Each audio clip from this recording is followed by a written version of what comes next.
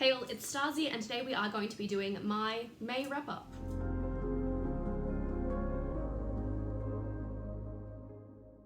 I know it's been a while. I've been pretty busy between work and also May was my birthday month. I turned 28, so I was pretty busy in May. And pretty much the only place I've remained active over the past few weeks is Twitch. There's the explanation for that. But yeah, other than that, yeah, that was pretty much my month, working and doing various birthday things, and now we're in lockdown again. All that being said, today we are just going to be talking about some of the media I've been consuming recently, starting with, of course, books. What did I read? I finished listening to Dread Mountain, which is the 5th book in the Del Toro Quest series, favourite childhood series. It's very nostalgic for me, good children's fantasy series, and I know I held up Dread Mountain last month, but was currently listening to it and had finished the one before it.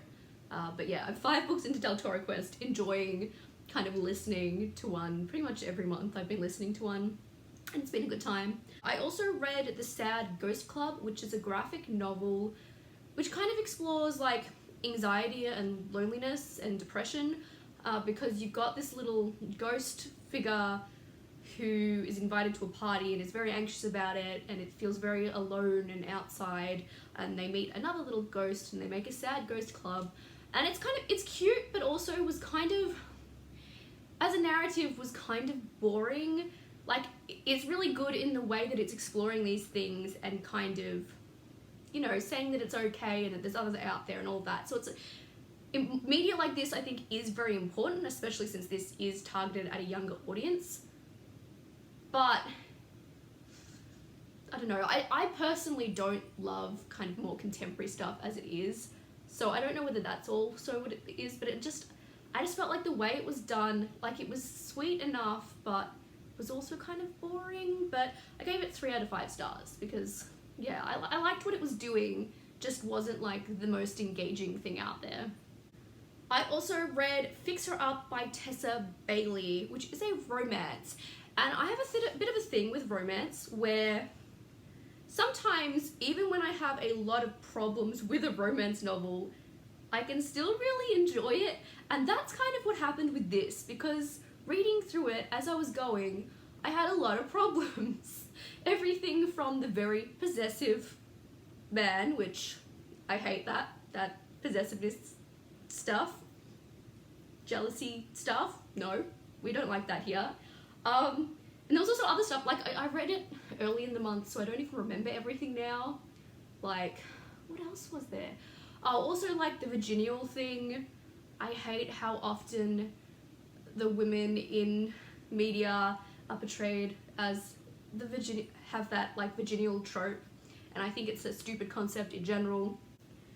And there are a few other things that I don't remember now. I remember having a lot of problems as I was reading it, but at the same time, it was extremely engaging and I read it very quickly because of that and enjoyed it overall, but had problems with it. And that's happened to me with romance quite a lot.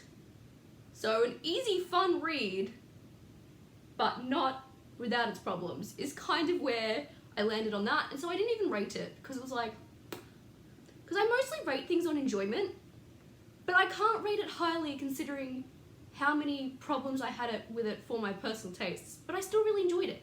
So it was a bit like, I don't know, but I had like really low expectations going in, and so some of that was met in the problems I had, but again, very enjoyable. I also read The Fighting Stingrays by Simon Mitchell, which is a book set on Thursday Island, you know, up top of Australia, during like World War II, when Australia is at war with Japan, and you're following 3 boys, and one of these boys is Japanese, and even though he wasn't even born in Japan, he's obviously treated certain ways because Japan has just become the enemy. And it's really a story about friendship and exploration and stuff. Not something I ever would have chosen to read, personally, but it's what the kids are currently studying at school. So that's the reason I read it, and I've had to reread it, and and having to help people study it. And some of the kids have actually really enjoyed it. I'll give it that. I don't really want to say anything else about it. Not necessarily my type of book, but I read it. I also read The Perfect Family by Robin Harding, which was this an arc? Yeah, this was an arc that I had through Nick Ellie. And it's a thriller. And I had a really good reading year last year. Majority of the things I read, I've rated 4 stars. I'm not having a really good reading year this year. I feel like majority of the things I've read, I felt really meh about. And this was no exception. You're following this family, the perfect family, but you're following this family and you're following each of their individual perspectives as like the parents, the son and the daughter. And they all have their own individual secrets. And so those kind of unravel as the story goes on, and they're currently being harassed, like things are being thrown at their house. So there's that mystery there of what's happening, why are they being targeted. So that's what's going on. Some interesting stuff happened. I kept reading because I wanted to know what was happening, and that was about it, because like all of these people were horrible and hard to read about. But the thing is that the main reason I kept reading is because I wanted to know exactly what was going on, and it's one of those books that doesn't entirely tell you. You find out all the family's secrets, but you don't find out the main thing that I wanted to know. The ending's left kind of open and unresolved. And considering it's the only reason I kept reading about these horrible people, I just was left very frustrated by the end. And I also had some other problems with it along the way, such as like toxic masculinity, which was kind of brought up in the daughter character pointing out at toxic masculinity a couple of times, but wasn't really handled or explored well. And there were just also some other things that weren't really questioned that were going on, and so yeah, I gave this 2 stars. 2 stars. There was some interesting stuff going on, but I just really didn't like it by the end, and that's kind of how I feel. I don't know if I had more thoughts. There was possibly more on my Goodreads review. I don't remember. Didn't really like it. I only just discovered that Prime reading was a thing, because I have Amazon Prime because I watch stuff on Prime. But I didn't know Prime reading was a thing, and that there were books I have access to. And beyond that, I didn't realize that there's a whole bunch of comic books on Prime reading. So then I read Vampirella, Volume 1, Crown of Worms, 2011 to 2014. So an old Vampirella comic. I have never read anything Vampirella before, but I love vampire media. And so I did really enjoy this because I am a sucker for vampire media. There were some interesting things going on, some kind of classic vampire things going on. There was a fun kind of sidekick character. Yeah. The one big problem with this, however, which if you look at the cover, like it's no surprise that that was gonna be a thing, but still, such a big problem in comic books in general. But the over-sexualization of women in this was like how they're drawn, and some of these characters are I think are meant to be teenagers too, potentially. It's kind of unclear, or at least young women, but some of the poses and stuff they're drawn in, just not even realistic, and like, I don't know. Over-sexualization of women in comic books is kind of a big problem. And I say this as someone who enjoys a sexy vampire lady. Don't get me wrong, but there was just so much. Anyway, yeah, in many ways, a typical vampire-y type story where you're following Vampirella, and there's Dracula, and there's some other kind of entity going on that's a threat to everyone or something, and I enjoyed it, but also a little bit uncomfortable at times. Then I read a book that kind of made me cry. Now, I'm not someone who cries reading. There's only a couple of books I think ever. This one definitely made me teary-eyed though, and I was like watching stuff on the couch with Nathan, trying to not be obvious that I was tearing up, and I don't think he noticed. But I read A Monster Calls by Patrick Ness, which is essentially following a boy having to come to grips with saying goodbye to his mother because his mother's terminally ill, and there's a monster involved in all that. Yeah, it was really beautiful and sad, and I think the thing is too that like I'm terrible with goodbyes in general, so that kind of stuff makes me particularly emotional to begin with, but then on top of that, anything that deals with parental death just is that big punch in the gut to me. So yeah, so I felt a lot of things, but I thought it was well done, and yeah, I think I gave it 4 out of 5. I didn't rate most of the things I read. I feel like I haven't been rating anything that I've been reading and watching recently, but yeah, that was one of my favourite things I read in the month. Very sad if you are in the right headspace for that kind of thing. And then the last thing I read, which technically I finished on the 1st of June, but I read majority of it in May, so The Prison Healer by Lynette Noni, which is actually something, like, this is a surprise to me, I'll say that. Because it's not something I was necessarily planning on picking up, but I picked it up because it was in the school library and I wanted a book to read while the kids were having like their 10 minutes of silent reading. But I didn't really have any plans to pick it up beyond that, although I had started seeing some people mentioning it. But I loved it. I freaking loved this, and I want the next one now, thank you. But this is a YA fantasy where you are following the prison healer. What's her name? I can never remember people's names. Kiva. Kiva is the prison healer. She is a teenage girl who essentially has to heal all the prisoners in this prison. She is a prisoner herself. There's a lot of things kind of hinted at about the terrible treatment of prisoners and the abuse that they have to withstand, so warning for that. But it's also got these other things going on of underlying kind of potential rebellion in the air and other things going on. The main thing as follows is the rebel queen comes into the prison, but she's very sick and she has to go through these trials, but Kiva steps up to take the trials in her place, and if she survives them, they both get to walk free. I don't know, there's a lot going on in this book, really, but there's some of the things, and I really loved it.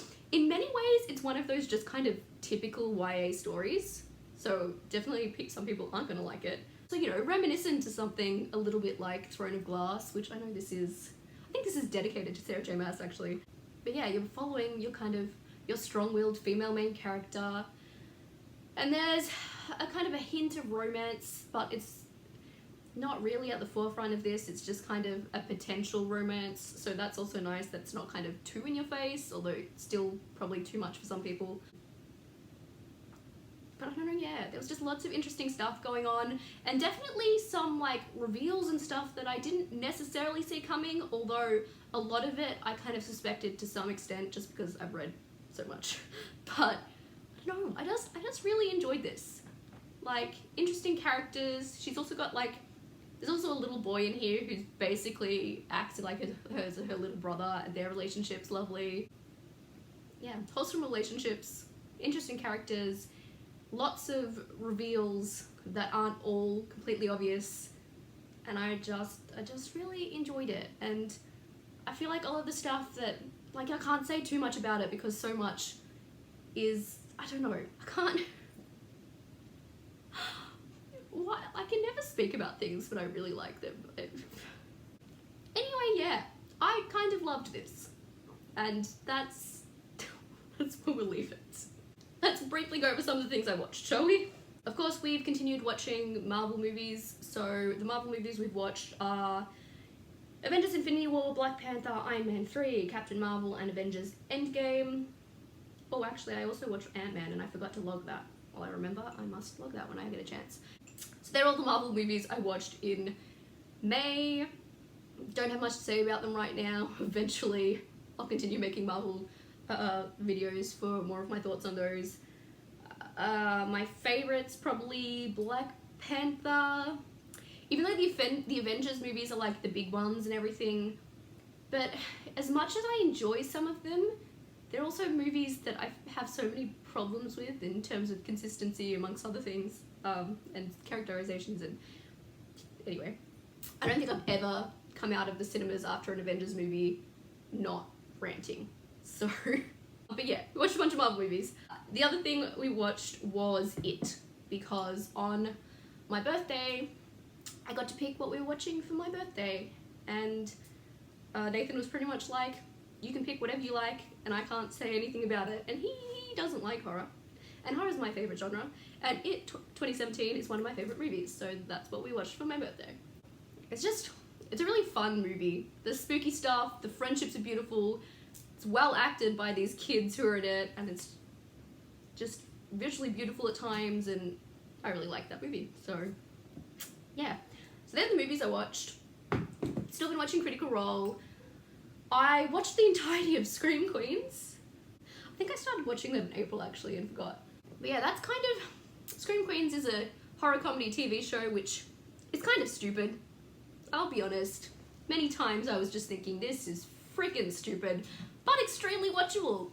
And I don't regret having watched it, and I particularly enjoy watching all the fashions in Scream Queens. So yeah, that's the thing I watch. What else have I watched? Watched a couple of episodes of Demon Slayer, I think. I don't think there's anything else I've watched more than like a couple of episodes of in the month. So that's probably mostly it. I'm sure there's other things that I watched that I just am not remembering, because I always forget about like the TV stuff I watched because I don't log that anywhere, and you know, the memory can be like a sieve sometimes. So I always forget about stuff that I've watched, but as much as I can remember right now, those are the main things that I read and watched in May. I will try to make videos when I can find the time. I definitely have a lot of ideas, I just haven't had the time and energy to execute them with how busy I've been. But yeah, if there's anything in particular that you would like to see sooner rather than later, do let me know. Let me know what's something that you've read and loved recently. Like, please, tell me things that you've read and loved recently, because I have read so many shockers this year. Or even just, not even necessarily shockers, some of them I didn't like dislike, I just felt nothing about. I'm having a bad reading year. I'm reading a lot of stuff I just don't care about. So if you have things that you think I will actually really love, please, because last year was such a good reading year, and this year just has not been overall, so please help. Yeah, otherwise that will be it for today. Stay safe, stay educated, and Starzy out. I didn't mention video games. I'm considering making videos about games I've been playing recently, so let me know if you're interested in that, because obviously Dead by Daylight is a weekly occurrence, but I have played a bunch of other stuff too, including I just got Mass Effect Legendary Edition, and it's so nice to be home.